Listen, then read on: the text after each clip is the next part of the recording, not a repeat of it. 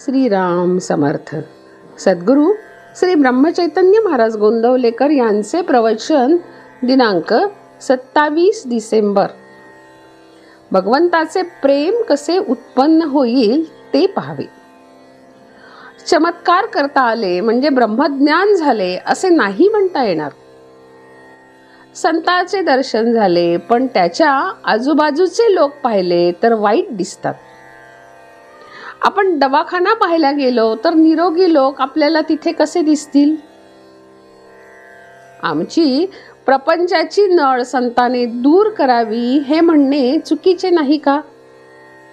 ती दूर करण्याकरता प्रापंचिकाकडे जावे, संताकडे नव्हे. आता दुखणे बरे व्हावे म्हणून जरी रामराम म्हटले तरी सुद्धा ते वाया जात नाही. सत्पुरुषाचे अत्यंत उपकार असतील तर रोगाचे निदान काय आहे हे त्यांनी शोधून काढले. आपल्याला हवेपणाचा रोग झाला आहे. हवे नकोपण जिथे आहे तिथे समाधान नाही हे खास. आपल्या भजन पूजनाचा हेतू कोणता असेल तो समजून भजन पूजन करा म्हणजे झाले. आज भगवंत हवा असे म्हणणारे लोक थोडेच आहेत आणि ज्यांना भगवंत हवा असतो तो भगवंतासाठी नको असतो. तो त्यांच्या प्रपंचासाठी हवा असतो. ज्याला भगवंता करताच भगवंत हवा त्याला समाधान खास मिळेल. त्याला कशाचीही अट नाही. त्याला वयाची मर्यादा नाही, विद्येची नाही, बुद्धीची नाही, पैशाची नाही, कशाचीही नाही, तळमळीची मर्यादा आहे. खरोखर परमार्थ हा अनुमानाचा नाही. आपण नुसते बोलतो, कृती काहीच करत नाही म्हणून तो आपल्या आवाक्या बाहेर आहे असे आपल्याला वाटते. न करायला सबबी पुष्कळ सांगता येतात. अर्जुनाला भगवंतानी युद्धाला उभा राहा म्हणून सांगितले. अर्जुन सबबी सांगू लागला.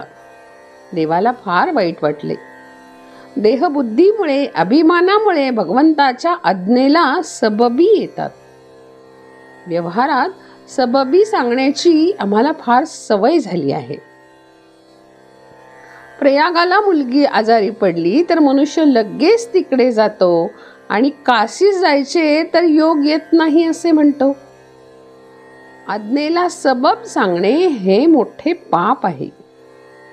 एखाद्या सावकाराला सांगितले की तुझ्या जवळचे सर्व काही देऊन टाक तर तो कदाचित देईलही पण मी दिले ही आठवण नाही जाणार त्याची.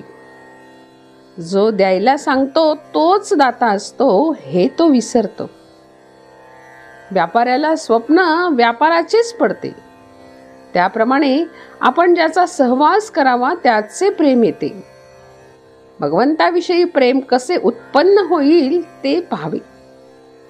सहवासाने, निश्चयाने किंवा आपलेपणा विसरल्याने परमेश्वराचे प्रेम येते.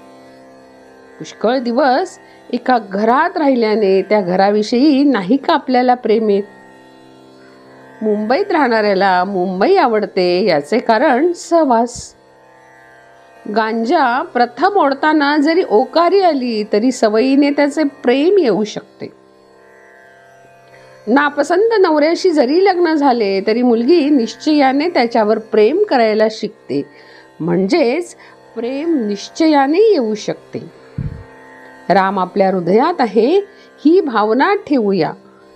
रामाहून मी वेगळा नाही आणि तो माझ्या हृदयात आहे असा निश्चय करून ही भावना वाढविली पाहिजे.